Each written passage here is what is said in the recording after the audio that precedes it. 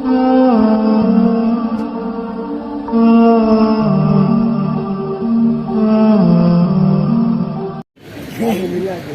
دوستوں، میں آپ کو بتلا دوں کہ اب ہمارے آخری مہمان آپ کے سامنے خطاب فرمائیں گے، لیکن میں بتلا دوں گا حضرت والا کا بیان ہوگا اور دعا سے پہلے ہمارے قریب میں ایک دعائی نگر میں مکتب عمر فاروق چلتا ہے، جس کی مرمت کا کام چل رہا ہے، الحمدللہ تکمیل کو پہنچنے والا ہے۔ تو بیان کے بعد دعا سے پہلے مولانا سلمان صاحب نعت پڑھیں گے اور اسی درمیان میں جو ہے مکتب کے ذمہ دار سے گزارش ہے وہ جھولی پھرا لیں گے اور اس کے بعد دعا ہوگی اور دعا کے بعد جلسہ کا اختتام ہوگا۔ آپ حضرات پورے اطمینان و وقار کے ساتھ بیٹھے حضرات آپ کا حاضری تو میرے دوستوں، جس شخصیت کو میں آپ حضرات کے سامنے مدعو کرنا چاہتا ہوں وہ محتاج تعارف نہیں، وہ اپنی پہچان خود ہے اور ملک کے مختلف صوبوں میں آپ کا آنا جانا ہوتا ہے، لوگ آپ اپنی پہچان خود بنا لیتے ہیں۔ اگر یہ کہوں کہ آج میں آپ کے سامنے کھڑا ہوں تو انہی اساتذہ کرام کے سائے عاطفت کے سائے میں ہم نے زندگی گزاری ہے جو آج آپ کے سامنے کچھ کہہ پا رہا ہوں۔ میرے دوستوں، میں یہ بتلا دوں کہ حضرت والا اگر ایک طرف واعظ و نصیحت کے انداز میں لوگوں کے دلوں کی اصلاح کرنا جانتے ہیں اور اصلاح کرتے ہیں، تو وہیں دوسری طرف باطل نظریات کا کلا کرنے کے لیے دیوار آہنی بن کر کھڑے ہو جاتے ہیں۔ میں بڑے ادب و احترام کے ساتھ حضرت والا کو اس شعر کے ساتھ دعوت دیتا ہوں۔ دلوں میں جستجو بڑھتی ہے اور تنویر ہوتی ہے، دلوں میں جستجو بڑھتی ہے اور تنویر ہوتی ہے، سبھی مردہ دلوں میں زندگی تحریر ہوتی ہے، دلوں میں جستجو بڑھتی ہے اور تنویر ہوتی ہے، سبھی مردہ دلوں میں زندگی تحریر ہوتی ہے۔ دلائل جب وہ دیتے ہیں تو عقل درد رہتی ہے۔ ہمارے شیخ کی کچھ اس طرح تقریر ہوتی ہے۔ خطیب بے مثال، خطیب ذیشان، شعلہ بیان مقرر حضرت مولانا سید مفتی محمد حذیفہ صاحب، صدر انجمن احیاء سنت، ناظم تنظیم جمعیت علماء مہاراشٹر ہے۔ میں نہایت ادب و احترام کے ساتھ حضرت والا سے ملتمس ہوں کہ حضرت والا اپنے قیمتی نصائح سے سامعین کے دلوں کو مجلہ مصفا فرمائے۔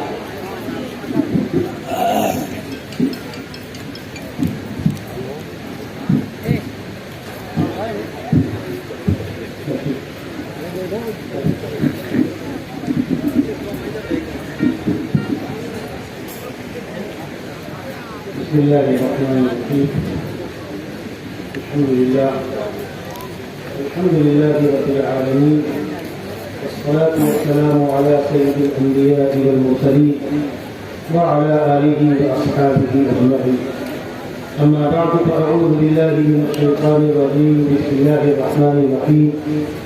يا أيها الذين آمنوا كتب عليكم الصيام كما كتب على الذين من قبلكم لعلكم تتقون. صدق اللہ مولانا العلی العظیم. معزز علماء کرام، حاضرین مجلس، مجھ سے پہلے حضرت مولانا مفتی حبیب اللہ صاحب مرتضی علی نے رمضان مبارک کی فضیلت پر، اہمیت پر بڑی پرمغز گفتگو فرمائی۔ میں ادھر سامنے سے آ رہا تھا، سنتا ہوا آ رہا تھا۔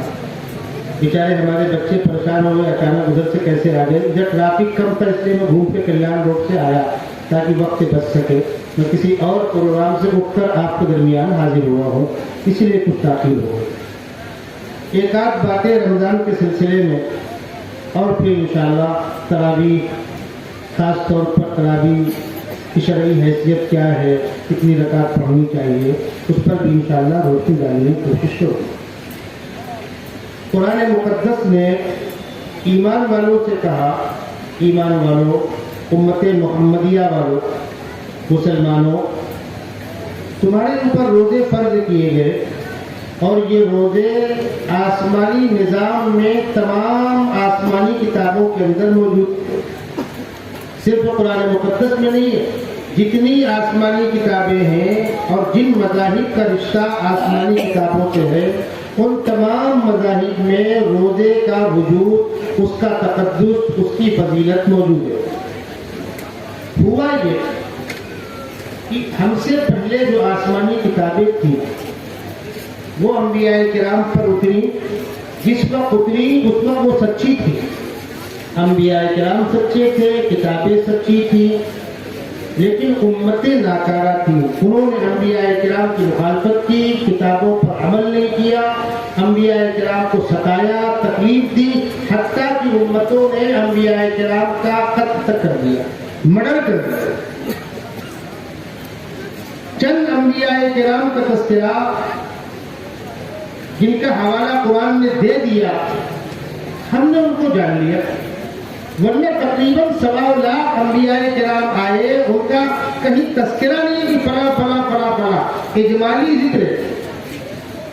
قرآن پاک میں جن چند انبیاء کرام کا تذکرہ ہے ان میں سیدنا نوح علیہ السلام کا اپنی قوم کے درمیان گفتگو کرنا، ملاقاتیں کرنا، ان کو نصیحت کرنا، سمجھانا، قوم کی مخالفت، پھر قوم پر اللہ کا عذاب، پھر اس کے بعد دیگر چند انبیاء کرام کا تذکرہ، حضرت صالح کی امت، حضرت ہود کی امت، سیدنا موسیٰ علیہ السلام کی امت۔ ان 15-25 انبیاء کرام کے حوالے تو ہم کو ملتے ہیں، باقی آئے تاریخ کا حصہ بن کر چلے گئے،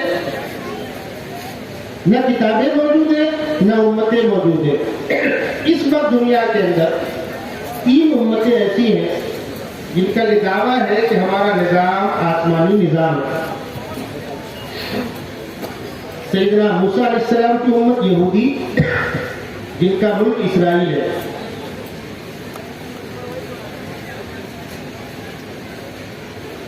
سیدنا عیسیٰ علیہ السلام کی امت کرسچن، عیسائی، جو مختلف ممالک میں ہے، امریکہ بھی اسی مذہب کو ماننے والا ہے، اور ہم مسلمان سیدنا محمد رسول اللہ صلی اللہ علیہ وسلم کو ماننے والے۔ باقی اس وقت روئے زمین پر کوئی آسمانی مذہب والی امت موجود نہیں۔ بیچارے وہ دونوں یعنی توریت کو ماننے والے اور بائبل کو ماننے والے، ان کی صورتحال یہ ہے، ان کی مجبوری یہ ہے کہ ان کی کتابیں اس میں چھیڑ چھاڑ ہوئی ہے، چینجنگ ہوئی ہے، اس کا ان کو بھی اعتراف ہے، اور ان کی کتاب کا کوئی حافظ ان کے پاس موجود نہیں ہے، ان کو اس کا اعتراف، ان کی بات ایکسپٹ ہے۔ اس کے مقابلے میں قرآن مقدس جس لب و لہجے کے ساتھ، جس شان و شوکت کے ساتھ جبرائیل امین نے اللہ کے نبی صلی اللہ علیہ وسلم کو پڑھ کر سنایا تھا، ہمارا قرآن مقدس اسی لب و لہجے کے ساتھ محفوظ ہے۔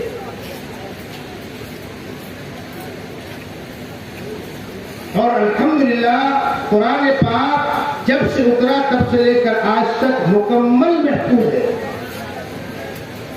اور اس کتاب کو سینے کے اندر محفوظ کر لینے والے حفاظ کرام ہندوستان کے اندر اگر میں یہ کہوں کہ 50 لاکھ سے زائد ہوں گے تو غلط نہیں ہوگا۔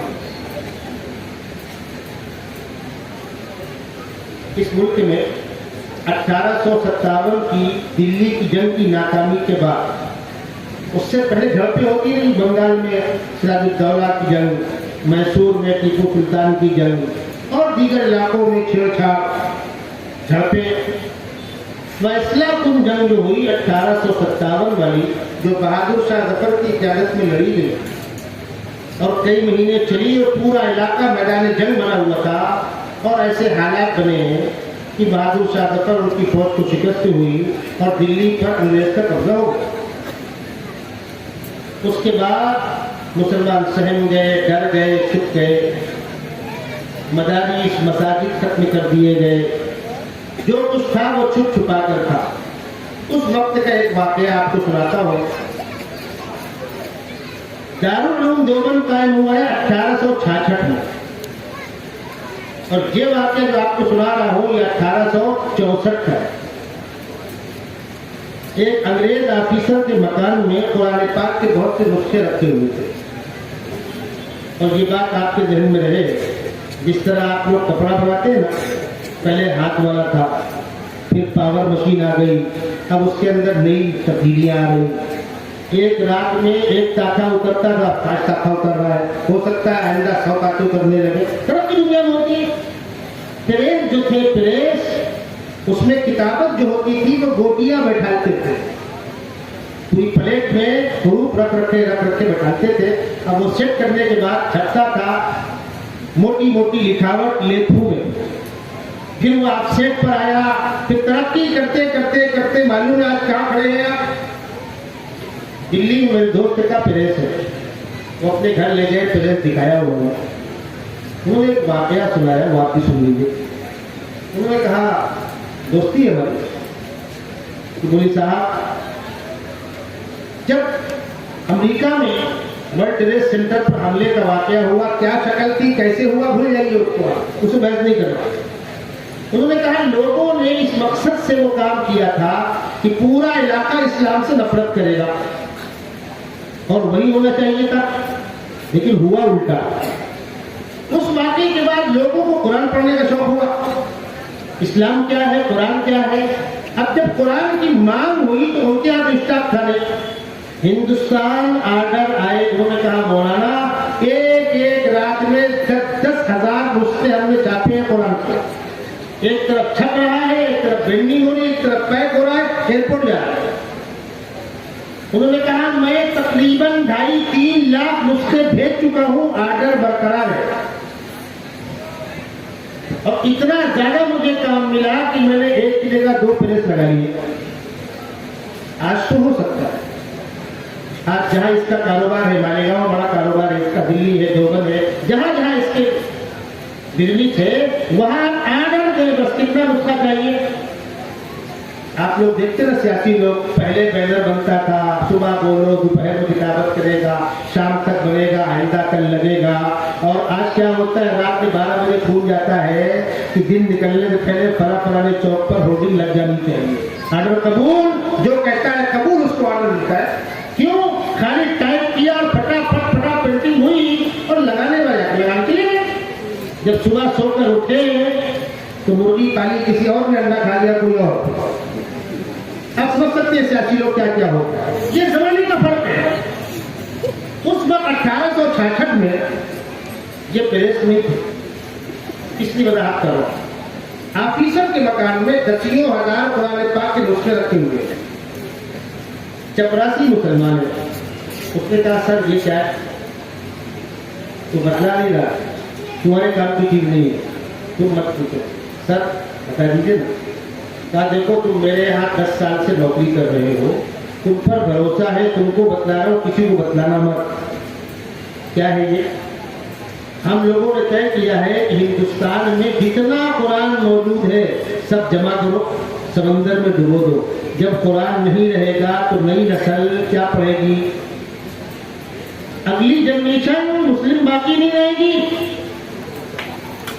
اور اب تک ہم 4 لاکھ نسخے قرآن کے سمندر میں ڈبو چکے ہیں، یہ اسی کا حصہ ہے۔ تو چپراسی نے کہا سر آپ کیا سمجھتے ہیں اس سے قرآن مل جائے گا؟ آپ کے ان نسخوں کو ڈبو دینے سے قرآن مل جائے گا؟ بولے پھر، اور حقیقت یہ ہے کہ دنیا کی کوئی اور کتاب ہو تو مٹ جائے گا، یہ تو قرآن کا معجزہ ہے کہ تم مٹاتے رہو، مٹتا نہیں۔ اس نے کہا کیوں نہیں مٹے گا؟ کہا سر آپ کاغذ پر لکھے ہوئے تو قرآن کو مٹا دو گے، جو سینے کے اندر محفوظ ہے اس کا کیا کرو گے؟ کیا مطلب؟ اور یہ آپ سن لیجیے، دنیا کی کسی قوم کی کوئی کتاب، میں نام نہیں لیتا، اوپن بول رہا ہوں، کسی بھی قوم کی کوئی کتاب اس کا ایک حافظ دکھاؤ نا۔ آج کل گھر چل رہی نا کہ ہم گیتا کو لائیں گے، ہم فلاں کتاب کو لائیں گے، لاؤ نا بھائی، کس نے منع کیا آپ کو؟ جلدی کرو، جو فقیر میں پلیٹ میں لاؤ تو خود فیصلہ ہو جائے گا کون کتنے پانی ہے۔ کوئی ایک تو حافظ دکھاؤ۔ ہم عیسائیوں سے پوچھتے ہیں تمہارے پاس ساری طاقتیں، اقوام متحدہ کے اندر ویٹو پاور آپ کو حاصل ہے، فضائی راستے آپ طے کرتے، دریائی راستے آپ طے کرتے ہیں، کرنسی کا بھاؤ ڈالر کی بنیاد پر طے ہوتا ہے، سارے اسباب تمہارے پاس ہے، اور कम से कम मुसलमानों के बराबर तुम्हारी आबादी है। वो कहते हैं हम ज्यादा है, ज्यादा तो नहीं है कि चलो बराबर हो गए, 19-20 दुनिया की बड़ी आबादी तुम हो, तुम्हारे पास तुम्हारी मजहबी किताब का कोई हाफिज भी है, सर शर्म से झुक जाएगा। क्यों? ये एजाज सिर्फ कुरान मुकद्दस को। दुनिया की कोई किताब आप एक बार दो बार पढ़ लें, दिल भर जाता है, उकताहट आती है, कंटाला आता है आपको, भाई पढ़ी हुई किताबें छोड़ो। अखबार वाला अगर गलती से कल का अखबार आज डाल जाए तो पैसे मिलना दूर की बात है, कनपट खाएगा वो। बासी अखबार ले गया, वही अखबार कल ताजा था, बासी हो गया। एक बार पढ़ लिया फुर्सत।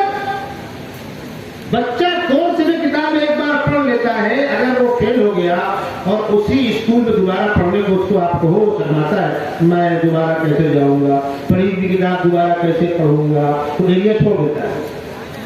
और आने मुकद्दस अभी रमजान का महीना आ रहा है, अल्हम्दुलिल्लाह मुसलमान मस्जिदों में जाता है, तिलावत करता है। जो लोग तिलावत करते हैं उनसे आप पूछिएगा, एक रुकू पढ़ने वाले को 2 रुकू पढ़ने का शौक होता है कि नहीं होता? एक पारा पढ़ने वाले को 2 पारा पढ़ने का शौक होता है कि नहीं होता? बाज़ अल्लाह के बंदे 10-10 पारे रोज पढ़ते। आज तक कोई ऐसा बंदा दुनिया में नहीं पैदा हुआ जो कहे कुरान पढ़ते पढ़ते दिल थक गया, उचाट हो गया, मैं कंटाल गया पढ़ते पढ़ते, अब मन नहीं करता पढ़ने का। न कुरान के अल्फाज से किसी का मन भरने वाला है, न कुरान के तराजी व मतालिब व तफासीर से किसी का दिल भरने वाला है। अल्लाह के बंदे खिदमत कर रहे हैं, समंदर से मोतियां निकाल रहे हैं, आखिरी तह तक कोई नहीं पहुंच सका। तो चपरासी ने कहा अपने ऑफिसर से कि सर आप क्या समझते हैं, इससे कुरान मिट जाएगा? उसने कहा क्यों? उसने कहा मुस्लिम बच्चों के सीनों में, अच्छा इस किताब को लोग सीने के अंदर महफूज कर लेते हैं, चले उनको तलाश करते हैं, 10, 20, 100, 50 होंगे, खड़ा करके शूट कर देंगे, छुट्टी हो जाएगी। पूछा वो कौन लोग हैं जिनके सीनों के अंदर कुरान महफूज है? वो क्या समझे थे? कोई बहुत खूबसूरत मकाम होगा, महाबलेश्वर में, पंजगनी में बहुत खूबसूरत माहौल होगा, काजू पिस्ता बादाम खाते होंगे, माजून खिलाते होंगे, तब जाकर दिमाग में बैठता होगा ना। उन्हें क्या मालूम कि वो झोपड़े जिनमें पंखे भी नहीं होते, वहां पढ़ने वालों को कुरान याद हो जाता है। उसने कहा सर कितने होंगे वो तो मैं नहीं जानता, लेकिन मेरा बच्चा भी आता। अब वो सोचने पर मजबूर, चपरासी का बच्चा आता, क्या उम्र है? 10 साल की है, कल लेकर आओ। वो लेकर आए, ऑफिसर ने कुरान हाथ में लिया, बच्चे से पूछा तुमको पूरी किताब याद है? उसने कहा जहां से कहूंगा पढ़ोगे। उसने कहा और हकीकत ये है, जिस तरह खिलाड़ी शौक करता है कि मेरा कोई करतब देखे, उसका खून गर्म होता है खेल देख करके, मैं भी उतरूं, कोई कारनामा दिखाऊं, ऐसे ही अच्छा हाफिज सोचता है कोई मुझसे पूछे बतलाओ, जहां से बोलूंगा पढ़ोगे? हाँ पढ़ूंगा। यहां से पढ़ो, चालू, यहां से पढ़ो, चालू। जब बच्चे का कुरान याद है, दिक्कत क्या? जब उसको मुकम्मल यकीन हो गया कि ये बच्चा पूरे कुरान का हाफिज है, तो उसने पूछा कितने होंगे? कहा सर ये गिनती हम नहीं बता सकते। क्यों? सर गली गली मकतब चल रहे हैं ना, महीने महीने मकतब चल रहे हैं। अगर उस्ताद तवज्जो के साथ पढ़ाए और बच्चा पाबंदी करे तो 3 साल बहुत हुआ, कोई 2 साल में, कोई 2.5 साल में, कोई 3 साल में बच्चे हाफिज होते हैं। अभी आपको बतला दो, इस लॉकडाउन में हम तो अपने घरों में घुसे हुए थे, दुनिया के अंदर अजीब अजीब वाक़यात हुए। इस लॉकडाउन में बहुत से हाफिज लोग फुर्सत से थे, अपने अपने बच्चों को हाफिज बना दिया उन्होंने, कोई 6 महीने में, कोई साल भर में हाफिज बन गए। जब इस बच्चे को देखा और पढ़कर सुनाया उसने, उस ऑफिसर ने हिंदुस्तान की अपनी हुकूमत को खत लिखा कि कुरान पाक के नुस्खे डुबोना बंद करो, ये किताब मिटने वाली नहीं है। फिर यहाँ से खत मल के बरतानिया के पास गया कि कुरान किसी के मिटाने से मिटने वाला नहीं है। ये तो आपने यहाँ का वाकया सुन लिया। एक कदम आगे बढ़िए, रूस में गोरबाचोव के जमाने में रूस दिख रहा है। आज जिस क्षेत्र से उसका पंगा है ना, यूक्रेन से उसी का हिस्सा था। ایسے بہت سے ملک الگ ہوئے ہیں، قزاقستان، تاجکستان، ترکمانستان، فلاں اور فلاں. آپ کو یاد ہوگا 90-91 میں روس بکھرا ہے. اس سے پہلے 2-4-5 سال تو بحرانی دور گزرا تھا، وہ جنگوں سے برباد ہو گیا تھا. اور اس سے پہلے روس میں اسلام پر بین تھا. 50 سال سے زائد عرصہ روس میں ایسا گزرا ہے کہ وہاں نہ اذان ہوتی تھی، نہ نماز ہوتی تھی، نہ مدرسے تھے، نہ کوئی کھلا دیندار مسلمان نظر آتا تھا. قرآن پاک کی تعلیم نہیں تھی، کچھ نہیں تھا. جب 91 میں روس بکھرا اور 5 صوبے مسلم اکثریت کے الگ ہوئے، دنیا سوچنے پر مجبور ہوئی کہ یہ مسلمان بچا کیسے؟ ان حالات میں اسلام بچا کیسے؟ ہماری دیوبندی کی ایک جماعت روس گئی ہوئی تھی. جب کچھ سختیاں کم ہو گئی تھی لیکن مدرسے نہیں تھے، مکتب نہیں تھا، تعلیم گاہیں نہیں تھی، اور وہاں قرآن پاک کا کمپٹیشن تھا، مسابقہ. 5-7 سال کے بچوں نے آ کر جب قرآن پڑھا ہے تو ہمارے دیوبندی کے ساتھی کہتے ہیں کہ ہماری آنکھوں سے آنسو گر گئے. اتنا عمدہ قرآن تو ہمارے بھی نہیں پڑھتے لوگ. ان بچوں کے والدین سے پوچھا کہ ان بچوں کو پڑھایا تھا مدرسہ کون سا، استاد کون ہے، وہ حافظ کی کہاں؟ انہوں نے کہا نہیں مدرسہ تو نہیں ہے، مدرسوں پر میں نے. تو پڑھایا کیسے آپ نے؟ انہوں نے جیب سے چھوٹے والے ٹیپ اور چھوٹی کیسٹ نکالی. اب تو اس کا رواج نہیں رہا. پہلے چھوٹا ٹیپ چھوٹی کیسٹ دیکھا ہوگا آپ نے، خاص طور پر گوپنی والے اس کو استعمال کرتے تھے. کہا مدرسوں پر بین ہے، اس پر بین تو نہیں ہے. اس چھوٹی کیسٹ میں حرمین کے ائمہ کی تلاوت، قاری خلیل خضری کی تلاوت، قاری الباسط کی تلاوت، ہم نے اس سے بچوں کو پڑھایا ہے. بعض جگہ تو ایسا ہوا ہے کہ قرآن نہ استاد نے دیکھا نہ بچے دیکھا، استاد زبانی پڑھ رہا ہے، بچہ اس کو دوہرا رہا ہے. پکڑو کیا پکڑتے؟ اس لیے کہ اگر قرآن پاک پکڑا گیا تو چوراہے پر کھڑا کرے گولی مار دے. یہ واقعات آپ کو اس لیے سنا رہا ہوں ہندوستانی مسلمانوں، آپ اتنے سے گھبرانے کیا ہوگا یا اللہ؟ ارے کیا ہوگا؟ دنیا کی تاریخ پڑھو نا. کسی کے مٹانے سے مٹنے والا نہیں ہے. تم اس کو رسوا کرو گے، تم اس کو مٹاؤ گے تو مٹے گا. نہ کسی سے اسلام مٹنے والا ہے، نہ کسی سے قرآن مٹنے والا ہے. یہ آسمانی کتاب شروع سے لے کر آخر تک، الحمد کے الف سے لے کر والناس کی سین تک جو کہ تو ویسی ہی محفوظ ہے. میں آپ کو بتلاؤں، اب تو الحمدللہ مکتب میں قرآن صحیح پڑھنے پڑھانے کا مزاج بن گیا. آج سے 30-31 سال پہلے جب ہم لوگوں نے سراج العلوم میں الف با تا سا پڑھانا شروع کیا تو محلے کے لوگ آئے، مجھ سے ایک بات بتلائیے، ہم نے پڑھا الف بے تے سے، آپ پڑھا رہے ہو الف با تا سا، صحیح کون سا ہے؟ ہم نے کہا یہ صحیح ہے. تو کیا وہ غلط تھا؟ ہماری زبان سے بس سنو لیکن صحیح یہ ہے. معلوم کیا ہوتا تھا؟ میں کسی کو الزام نہیں دے رہا ہوں، ہوتا کیا وہ سن لیجیے. ایک کتاب تھی جس کا نام تھا یسرنا القرآن، جس کو آپ کہتے ہیں سندل قرآن. بس اس کتاب میں ایک استاد 100 بچے بیٹھے ہوئے. استاد چھڑی پیر کا پڑھو، ہمیں الف با تا، پھر کچھ دیر بعد کوئی تماشا. اس وقت کیا ہوتا تھا؟ چھوٹی سین بڑی سین، چھوٹا کا بڑا کا، جبکہ ایک سین ہے ایک شین ہے، ایک کاف ہے ایک کاف ہے. جب آپ اس کو چھوٹی سین بڑی سین کہو گے تو شین نکلنے والی نہیں ہے. پھر چھوٹے کاف بڑا کاف کہو گے تو کاف نکلنے والا نہیں ہے. جبکہ اصول یہ ہے کہ قرآن پاک کے جو الفاظ ہیں ہر لفظ کے نکلنے کا الگ الگ مخرج ہے. ہمارے منہ کے اندر دانت ہے، زبان ہے، داڑھ ہے، حلق ہے، ہونٹ ہے. کون حرف کہاں سے نکلے گا اس کا باقاعدہ ایک فن ہے، فن تجوید، جس پر اب الحمدللہ توجہ ہو رہی ہے. قرآن عربی زبان میں ہے. عربی زبان حساس زبان ہے، عربی زبان بڑی زبان ہے. یعنی وہ حروف نہ انگلش میں ہے، نہ ہندی میں ہے، نہ مراٹھی میں ہے، نہ سنسکرت میں ہے. ان حرف کو، ان حروف کو اردو کور کرتی ہے. یہی وجہ ہے کہ اردو ہندوستان کی زبان ہے، یہی پیدا ہوئی ہے، لیکن اس کو لوگوں نے مسلمانوں کی زبان قرار دے دیا. دونوں ہی غلطی ہے، تو ان کی ہماری.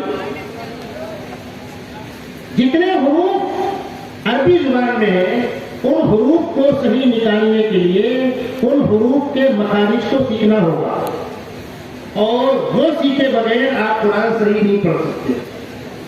چلیے ہم عربی زبان کو ہندی پڑھتے ہیں، قرآن پاک ہندی پڑھتے ہیں، انگلش پڑھتے ہیں. تو آپ کے یہاں جا اور زا ہے، اس کے علاوہ اور کچھ نہیں. جا اور زا. اور عربی میں کیا ہے؟ عربی میں جیم الگ ہے، زال الگ ہے، زے الگ ہے، زواد الگ ہے، زو الگ ہے. اتنے حروف ہیں اور ہر حرف کے الگ الگ معنی ہے. جیم سے کہو جلا تو عظمت کے معنی ہے، زال سے کہو ذلہ ذلت کے معنی ہے، زے سے کہو ذلہ لبس کے معنی ہے، زواد سے کہو ذلہ گمراہی کے معنی ہے، زو سے کہو ذلہ سایہ فگن ہونے کے معنی ہے. کاف اور قاف، قاف سے کہو قلب دل، کاف سے کہو قلب کتا. سا اور سین، سا سے کہو ثمر پھل، سین سے کہو ثمر کانٹا. یہ فرق. قرآن مقدس کا کمال یہ ہے اللہ کے نبی صلی اللہ علیہ وسلم پر جس لب و لہجے کے ساتھ، جس کیفیت کے ساتھ اترا تھا، اللہ کے نیک بندوں نے اس کو ان کیفیات کے ساتھ، اس لب و لہجے کے ساتھ محفوظ کیا ہے. یہ خصوصیت دنیا کی کسی کتاب کو حاصل ہے. اگلی بات سن لیجیے. دنیا میں زبانیں پرانی ہوتی ہیں، کچھ دن میں زبانوں میں چینجنگ آتی ہے. آپ 55 کی اردو دیکھ لیجیے، آج کی اردو دیکھ لیجیے. یا اہل ادب بیٹھے ہوں گے، غالب کے زمانے کی اردو، اقبال کے زمانے کی اردو اور آج کی اردو فرق ہے. زبانیں تازی پرانی ہوتی رہتی ہیں. عربی زبان، قرآنی زبان تب سے لے کر آج تک پرانی نہیں ہوئی. وہ زبان زندہ ہے، ہمارے مدارس کے اندر اسی زبان میں طور سے پڑھایا جا رہا ہے. اور بتا دوں آپ کو فرق. دوسری کتابیں جن زبانوں میں اتری ان زبانوں میں نہیں ہے، وہ ترجمے ہیں اس کے. آپ جس کو آپ بائبل کہہ رہے ہو، بائبل نہیں ہے، بائبل کا ترجمہ ہے. جس کو آپ توریت کہہ رہے ہو، توریت نہیں ہے، توریت کا ترجمہ ہے. اور جس زبان میں بائبل اتری تھی وہ زبان دنیا میں کہیں نہیں بولی جاتی. جس زبان میں توریت اتری تھی وہ زبان دنیا میں کہیں نہیں بولی جاتی. یہ فرق ہے. خداوند قدوس نے اس کتاب کی حفاظت کے ایسے سامان پیدا کیے. بات لمبی ہو گئی، پھر لوٹ کر آئیے. میں نے آیت پڑھی تھی کہ روزہ جس طریقے سے تم پر فرض کیا، پچھلی تمام آسمانی امتوں پر فرض تھا. شکلیں الگ الگ تھیں. کوئی اس کو اپواس کہتا ہے، کوئی کچھ کہتا ہے. اس ملک میں جو لوگ بستے ہیں ان کا بھی روزہ ہے، شکل بدلی ہوئی ہے. اناج نہیں کھائیں گے، خالی پانی پیئیں گے. یہ نہیں کھائیں گے، وہ کھائیں گے، وہ نہیں کھائیں گے، وہ کھائیں گے. جب وہ یہ سنتے ہیں کہ مسلمانوں کا روزہ ایسا کہ سحری سے لے کر غروب تک ایک قطرہ پانی بھی حلق کے نیچے نہیں جائے گا، تو وہ سر پکڑ لیتے ہیں. کیسے رہتے ہو 14 گھنٹہ بغیر کچھ کھائے پیے رہتے ہیں؟ ماشاءاللہ مسلمان رمضان میں ہو تو باز آتا ہے. شام کا ٹائم جو ہوتا ہے عصر بعد سے لے کے افطار تک بس پوچھیے مت، کھا جاؤ میں روزے سے ہوں. نہیں کرنا چاہیے ایسا. لیکن الحمدللہ کم کھانے کی بنیاد پر، نہ کھانے کی بنیاد پر کوئی کمزور نہیں ہوتا، کوئی بڑھتا ہوتا نہیں. میں اپنے دوستوں کے ساتھ جب اسپتال میں جاتا ہوں تو ان سے کہتا ہوں جو کھڑے مشینوں میں سیٹ لوگ، پوچھو کھانے کو نہیں پائے اس لیے آ رہے ہو کہ اوور ڈوز لیا اس لیے آ رہے ہو؟ کوئی ایک بھی نہیں ملے گا کھانے کو نہیں پایا تو یہاں آیا ہے. نہ کھانے کی بنیاد پر بیمار کوئی نہیں ہوتا، بلکہ پیٹ کا علاج ہی ہے کم کھانا نہ کھانا. اور اسی لیے الحمدللہ رمضان میں پیٹ کا مریض کوئی تکلیف میں نہیں رہتا. ہاں عید کے بعد سب کی شوگر بڑھتی ہے، جیسے کہ اب انلمیٹڈ چالو ہو گیا. جب 12 گھنٹے آپ کا پیٹ خالی رہے گا، 13 گھنٹہ، ساری بیماریاں ختم ہو جائیں گی، باقی کو طاقت ملے گی. اور دنیا کے بڑے بڑے سائنسداں ڈاکٹر کہہ رہے ہیں کینسر کا اس اس میں علاج ہے, ہارٹ کا اس میں علاج ہے, شوگر کا اس میں علاج ہے. مسلمانوں کو سمجھنا ہے تو غلط ہے. لعلکم تتقون, روزے کا فائدہ یہ ہوگا کہ تمہارے اندر تقویٰ پیدا ہوگا. تقویٰ کس چیز کا نام ہے؟ یہ ہے سمجھنے کی چیز. دنیا میں مجھے کوئی دیکھ لے گا, کوئی ہاتھ پکڑ لے گا, کوئی کیا کہے گا, اس لیے آدمی برائیوں سے بچتا ہے. عام طور پر کسی کی بہو بیٹی کو آپ کیوں نہیں چھوڑتے, لوگ کیا کہیں گے یار. لیکن جب کوئی دیکھنے والا نہ ہو, کمرہ بند ہو, لائٹ آف ہو, اس وقت انسان یہ یقین کرے مجھے کوئی دیکھے نہ دیکھے میرا خدا مجھے دیکھ رہا ہے. یہ ہے تقویٰ. یہ یقین کہ مجھے کوئی روکے نہ روکے, کوئی دیکھے نہ دیکھے, مجھے میرا خدا دیکھ رہا ہے, اس یقین کا نام تقویٰ ہے. جب یقین پیدا ہوگا تو کوئی طاقتور کمزور پر ظلم نہیں کرے گا, کوئی شوہر بیوی پر ظلم نہیں کرے گا, کوئی بیٹا بیٹی پر ظلم نہیں کرے گا, کوئی پڑوسی پر ظلم نہیں کرے گا, کوئی مالک کاریگر کا نہیں مارے گا, کاریگر سیب کی چوری نہیں کرے گا, کوئی کسی کا نقصان نہیں کرے گا. کیوں؟ مجھ کو میرا خدا دیکھ رہا ہے. تاریخ میں ایک واقعہ ہے. ایک ظالم بادشاہ تھا, اس نے ایک خوبصورت بچی کو اٹھوا لیا, کہا تمام دروازے بند کر دو. دروازے بند ہو گئے. اس عورت بچی نے کہا سر ایک دروازہ نہیں بند ہو رہا. کون دروازہ بند نہیں ہو رہا ہے؟ کون رکاوٹ ہے میرے آگے؟ اس نے کہا صاحب وہ چیز نظر نہیں آتی, جو طاقت دروازہ بند نہیں ہونے دے رہی وہ طاقت نظر نہیں آتی. میں نے تمام دروازے بند کر دیے جہاں سے انسان دیکھ سکتے تھے, جہاں سے خدا دیکھ رہا ہے وہ دروازہ بند کرنا ہمارے بس میں نہیں ہے. مجھے کوئی دیکھے نہ دیکھے مجھے میرا خدا دیکھ رہا ہے. روزے سے یہ کیفیت پیدا ہوتی ہے اور اس بات کو ہر شخص محسوس کرتا ہے. آپ روزہ رکھیں گے, دھوپ ہے, گرمی ہے, پیاس کی شدت ہے, آپ کولر میں بیٹھ جائیں گے, اے سی میں بیٹھ جائیں گے, غریب آدمی غسل خانے میں جائے گا, نہا لے گا, کوئی تالاب میں نہائے گا, کوئی بالٹی میں پانی بھر کے نہائے گا. جس وقت غسل خانے کے اندر سے کڑی لگا لیا ہے اور اس گرمی کی شدت سے بچنے کے لیے بدن پر پانی ڈال رہا ہے, ایک گلاس پانی پی لیں. مسئلہ ایک پیاس لگی نا, ایک گلاس پی لے. پیتا ہے کوئی؟ سگریٹ پینے والے, بیڑی پینے والے, تمباکو, جس کا جو شغل ہے, افطار کے بعد مسجد جانے سے پہلے ان کو ایک دم تو لگا ہے. برداشت نہیں ہے کہ کم وقت صبح سے شام تک برداشت کیا, پھر آفس ہے اندر سے بنے کوئی دیکھ رہا ہے, سگریٹ پی لو, نہیں پیتا. کیوں؟ یہ روزے کا کمال ہے کہ روزے دار روزے کی حالت میں روزے کے خلاف کوئی کام نہیں کرے گا. کون دیکھ رہا ہے؟ مجھ کو میرا خدا دیکھ رہا ہے. یہی وجہ ہے دیگر عبادات کا بدلہ خداوند قدوس فرشتوں کو دلا دیں گے.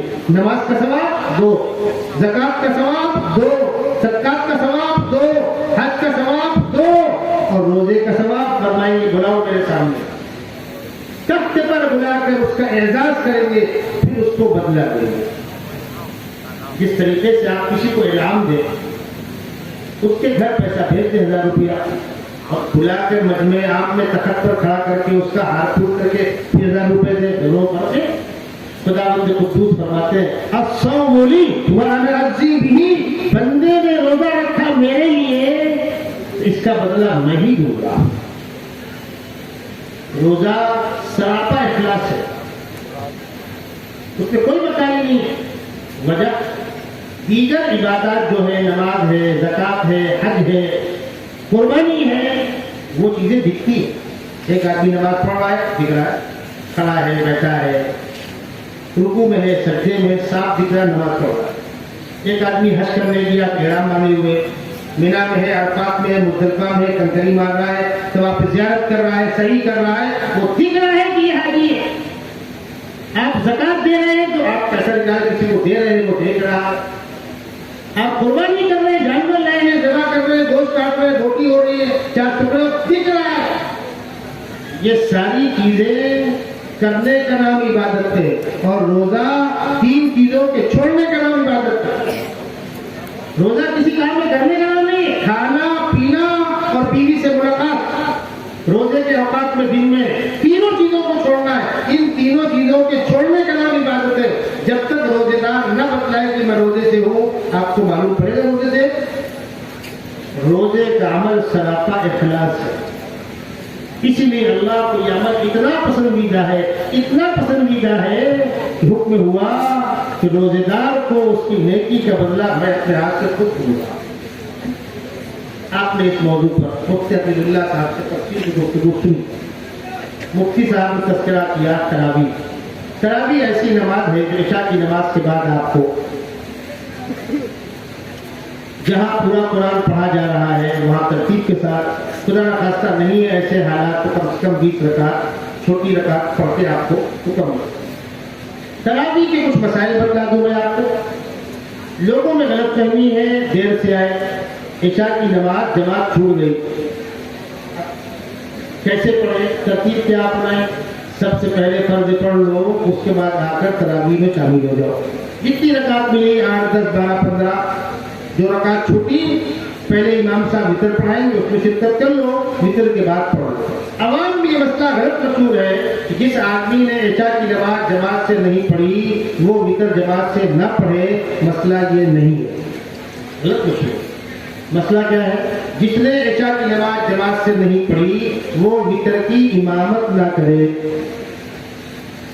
وطر کی نماز جماعت سے پڑھ ایسا نہیں ہے۔ اچھا، کبھی ایسے حالات ہوتے ہیں آپ کو وطر پڑھنے کا نہیں موقع ملا، بعد پڑھ لو، فرض پہلے ہوگا، اس کے بعد سنت نفل تراویح وطر، اس میں کوئی ترتیب نہیں ہے۔ آپ فرض کے بعد وطر پہلے پڑھ سکتے، تراویح آپ بعد پڑھ لیں، ہوتے ہیں ایسے حالات۔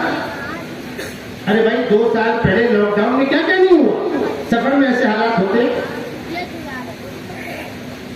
میں تراویح پر گفتگو بھی بعد میں کروں گا، کچھ مسائل روزے کے بھی بتلا دوں ذہن میں آئے۔ آپ سحری کھاتے نہیں، آپ پوری سحری نہیں کھا سکے، کوئی بات نہیں، روزے میں کوئی فرق نہیں پڑے گا۔ آپ سو گئے، نہانے کی حاجت ہو گئی، اٹھ جاؤ نہا لو، کوئی دقت نہیں۔ آپ کو روزے میں قید ہو گئی، کوئی دقت نہیں، ہو گئی۔ آپ جان بوجھ کر قید مت کرو، یا آپ کے حلق سے اوپر تک کچھ آیا ہوا ہے منہ تک، اس کو دوبارہ لے لیں اندر تو روزہ خراب ہو جائے گا۔ قید ہو گئی، کوئی بات نہیں۔ آپ بیمار ہو گئے، ایسی کوئی تکلیف ہے کہ آپ کو ارجنٹ ریلیف چاہیے تو بھائی گولی تو آپ کھائیں گے نہیں، حلق سے ٹوٹ جائے گا روزہ، کیا کریں گے؟ انجیکشن لیں گے۔ روزے کی حالت میں ضرورت پڑنے پر انجیکشن لے سکتے ہیں، کوئی دقت نہیں۔ خون ٹیسٹ کرانا ہے، ٹیسٹ کرا سکتے ہیں، تھوڑا بلڈ دے دیں، ٹیسٹ ہو جائے گا۔ کبھی ایسا ہوتا ہے کہ انجیکشن بہت تیز ہے، وہ ڈائریکٹ لگتا نہیں ہے، گلوکوز کا استعمال کرنا پڑتا ہے۔ اگر کوئی ضرورت ہے، پیٹ میں درد ہے، سر میں درد ہے، تیز بخار ہے، کتے نے کاٹ لیا، سانپ نے کاٹ لیا، ایکسیڈنٹ ہو گیا، ایسے حالات ہوتے ہیں کبھی کبھی، تو آپ انجیکشن گلوکوز ڈال کے لگا سکتے ہیں، سر میں تیل لگا سکتے ہیں، آپ میں سرما لگا سکتے ہیں، خوشبو آپ سون سکتے ہیں، مسواک آپ کر سکتے ہیں۔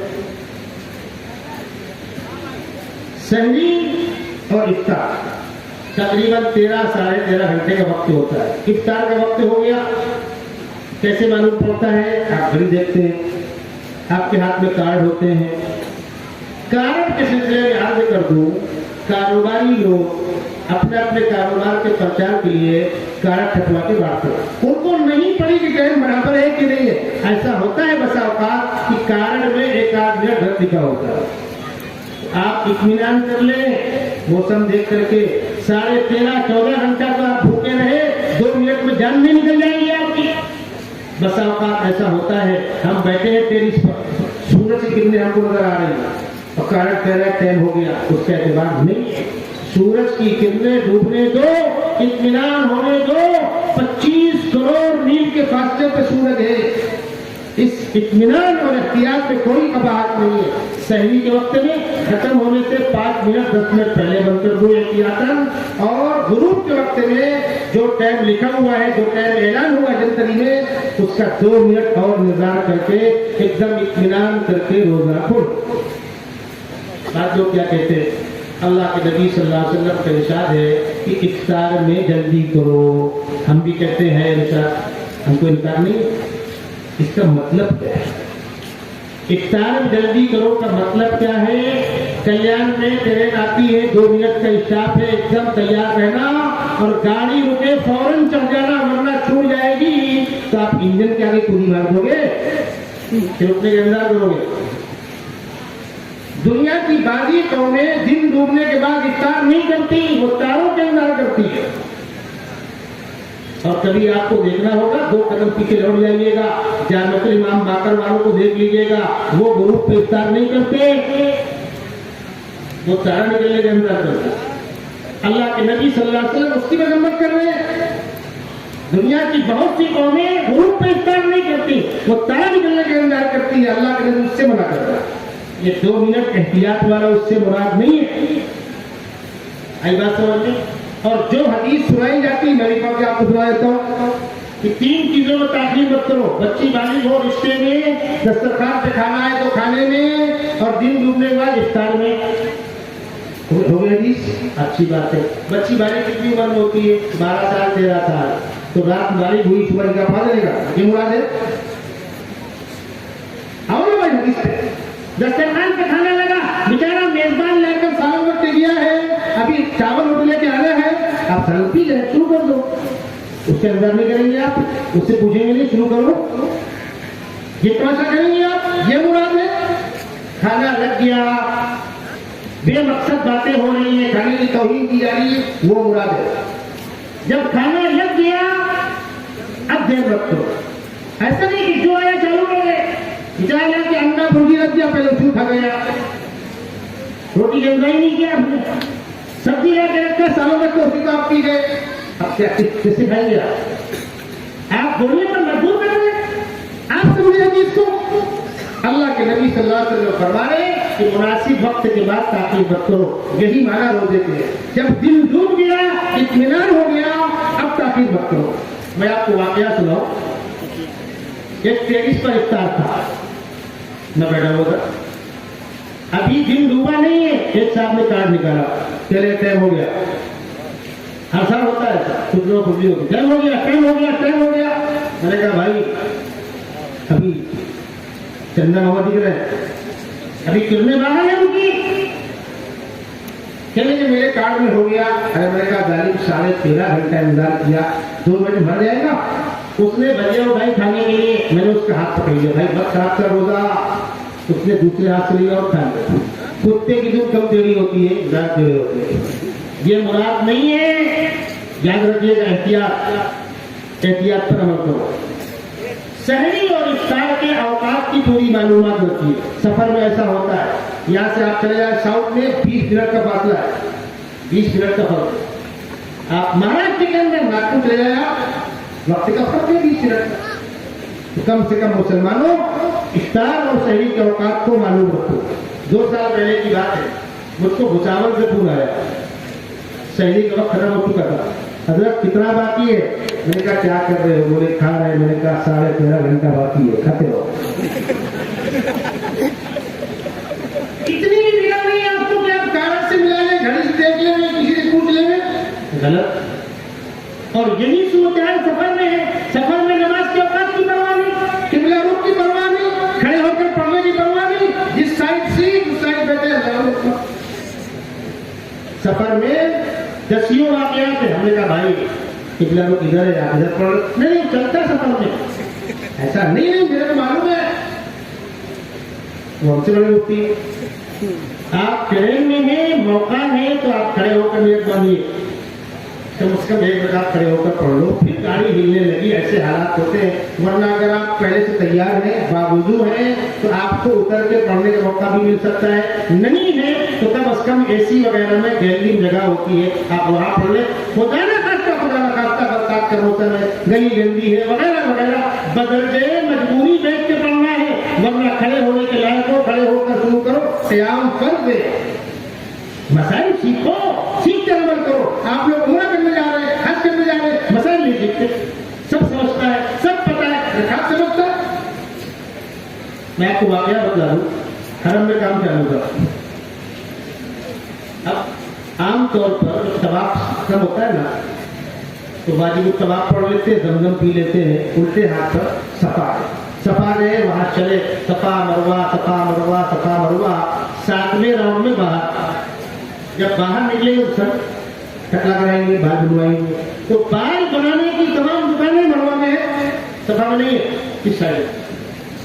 اب وہ بجائے صفا میں چڑھنے کے مروہ چڑھ گئے، جوڑنے گروپ تھا، باتیں ہو رہی ہیں، مذاق ہو رہا ہے، طواف ہو چکا ہے، ابھی 2 چکر ہوا، جوانی کو خوب 2 راؤنڈ ہو گیا ہے، 3 راؤنڈ ہو گیا ہے، کیا پتائیں گے کیا حال چال ہے، بچہ کیا بول رہا ہے، طواف بھی ہو رہا ہے، اللہ کے دربار میں گھوم بھی رہے ہو اور گھر والوں کی بات بھی ہو رہی، اسی بے توجہی میں اور مستی میں چڑھ گئے مروہ پر۔ اب تسبیح تو ہاتھ میں ساتھ ڈالنے والی، 6 باہر ہو گئے، ایک جانا بچ گیا، کوئی نہیں بول رہا، چلے گئے، بال بنوا لیا، کمرے پہنچ گئے، بولے یار اپنا 7 راؤنڈ نہیں ہوا، 6 ہی ہو گیا، کیا ہوا؟ ہاں میرا بھی 6 ہوا، ہاں بھائی میرا بھی 6 ہوا۔ ہوا کیا تھا؟ وہاں کام چالو تھا، وہاں پترا لگا ہوا تھا، اس پہ لکھا ہوا تھا میرا صفا، تھوڑا گھوم کے آنے کا تھا، وہ آگے جا کر بجائے گھوم کے آنے کے سیدھا نکل گئے، چڑھ گئے مروہ پہ، سب کا طواف خراب ہو گیا، عمرہ خراب ہو گیا۔ کیا غلطی تھی؟ بمبئی سے ٹور والے نے کہا کہ پہلے جدہ چلنا ہے، مکہ المکرمہ، بعد مدینہ منورہ، ٹھیک ہے، آخری رات کو اس نے فون کیا گھر کے ذمہ دار کو کہ نہیں سیٹنگ نہیں ہو پائی ہے، پہلے مدینہ منورہ بعد میں مکہ۔ جب ڈائریکٹ مدینہ منورہ جانا ہے تو احرام نہیں باندھنا ہے، جدہ سے مکہ آنا ہے تو احرام باندھنا ہے۔ جس کو جانا تھا اس کو کیا اطلاع تھی؟ پہلے مکہ بعد مدینہ، گھر والوں نے احرام پہنا کر دعا پڑھا کے بھیج دیا۔ اب بمبئی ایئرپورٹ کی کیا سمجھ میں آئے گا، 500 لوگ ہیں، لیکن جب جدہ میں اترے اور الگ الگ گروپ ہوئے تو 100 میں سے 80 پورے لباس میں اور 20 احرام میں۔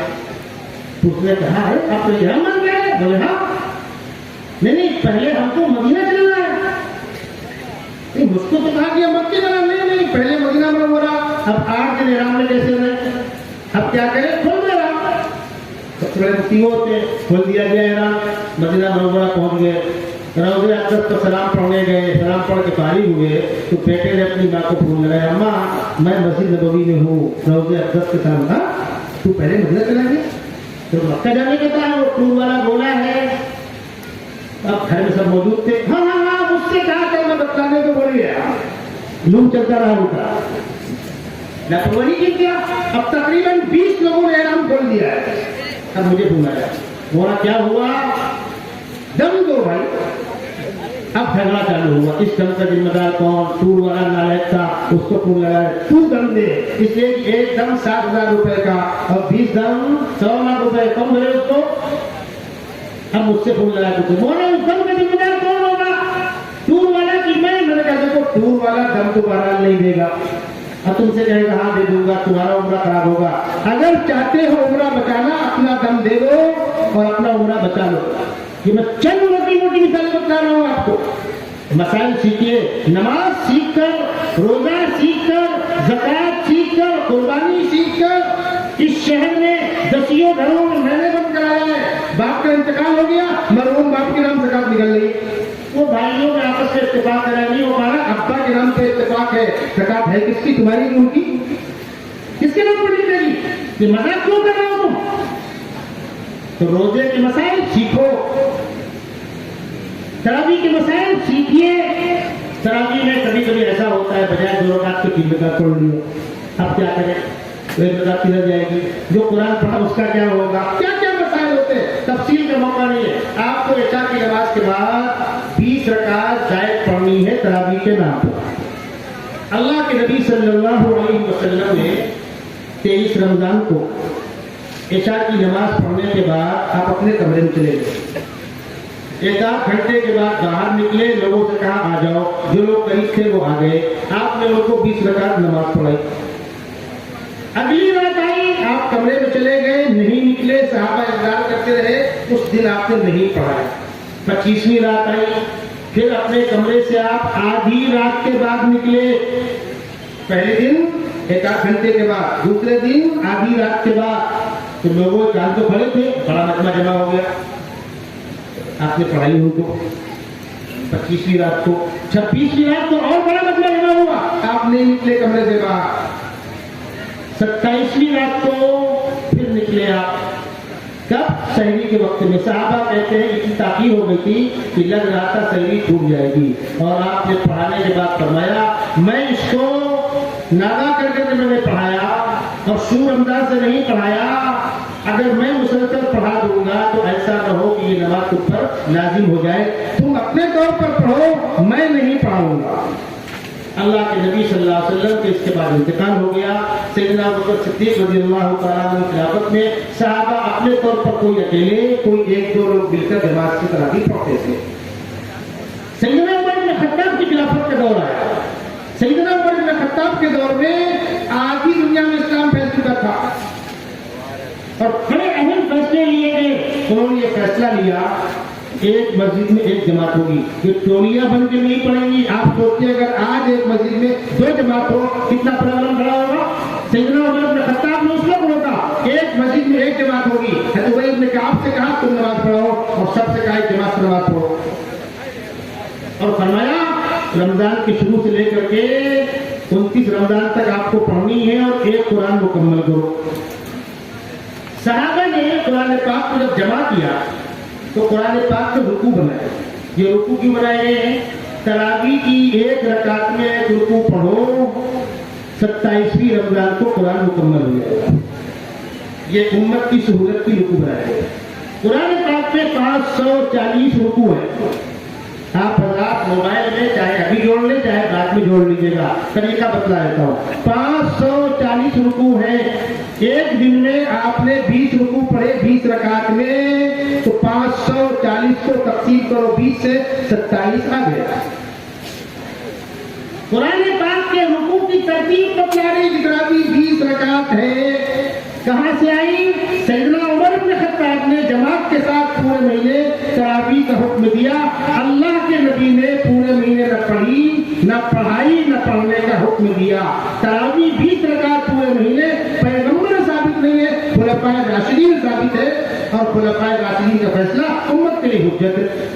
जो बेचारे बहस करते हैं कि 20 नहीं 8, उनको तो आई कहां से भाई? पैगंबर ने पढ़ाई नहीं। ढूंढ के एक रिवायत लाते हैं बुखारी शरीफ की। वो क्या रिवायत है? वजाहत कर दो। एक सहाबी है हजरत आयशा रज़ियल्लाहु तआला अन्हा से पूछ रहे हैं अल्लाह के नबी सल्लल्लाहु अलैहि वसल्लम का घर के अंदर का मामूल क्या था? भाई बाहर हम देख रहे रात में घर में क्या मामूल था?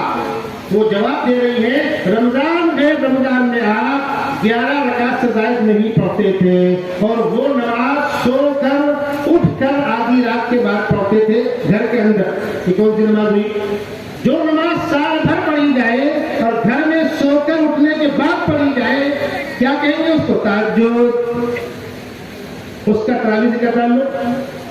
पैगंबर इस्लाम के घर के अंदर का मामूल साहबी पूछ रहे हैं, और बीबी फरमा रही घर के अंदर का ये मामूल था और पूरे साल पढ़ते थे, उसको खींच के लाके लगाना तरावी के साथ का इंसाफ है? आप तो मस्जिद में पढ़ते हैं ना भाई, वो तो पैगंबर घर का मामूल बता रहे। ये मैंने वजाहत कर दी। एक और बात अर्ज करके अपनी बात मुकम्मल करो। जिसको आज पढ़ना है आप पढ़ता है, 20 पढ़ना है 20 पढ़ता है। हमारी मसाजिद में 20 होती है। कुछ लोग आते हैं 8 पढ़ के निकलते हैं। इन विचारों का कुरान कैसे मुकम्मल होगा? हमारे यहाँ 27 को खत्म होना है, 20 को खत्म होना है। ये जब भी खत्म होना है तो 20 रकात में उतनी मिकदार हो गया भाई, और आपने 8 पढ़ा और निकल गए तो कौन काम मुकम्मल होगा? भाई तुम्हारा जहाँ मुकम्मल तो वहां जाओ, नहीं यहाँ आएंगे क्यों? हम तो डूबे इस तरह, तुमको भी 2-4 को लेकर डूबेंगे, अच्छी बात नहीं है। मैंने इल्मी एतबार से वजाहत कर दी। अल्हम्दुलिल्लाह हम पूरे इत्मीनान के साथ अदा कर रहे हैं। तरावी सुन्नत मुअक्कदा है। सैयदना उमर इब्न खत्ताब रज़ियल्लाहु तआला अन्हु के फरमान की बुनियाद पर सहाबा ने इसको शुरू किया। उमर इब्न खत्ताब खुद खलीफे राशिद, उस्मान गनी खलीफे राशिद, अली मुर्तज़ा खलीफे राशिद, 3 खुलफा ने अपने अपने खिलाफत के दौर में इस पर पाबंदी कराई, और अल्हम्दुलिल्लाह तब से लेकर अब तक, और हरमैन शरीफैन के अंदर मक्के में भी मदीना मुनव्वरा भी वही मामूल जारी है। अल्लाह तबारक व तआला रमजान के रोजों की कदर करने की तौफीक अता फरमाए। तमाम इबादत सीख कर, मसाइल सीख कर अमल करने की तौफीक अता फरमाए और आने वाले रमजान में हर मुसलमान को रोज़ों के फैज से खुदावंद कुद्दूस सबको मुस्तफीद होने की तौफीक अता फरमाए। जैसा कि ऐलान हुआ था आखिर में, उस मकतब की तामीर का काम जारी है।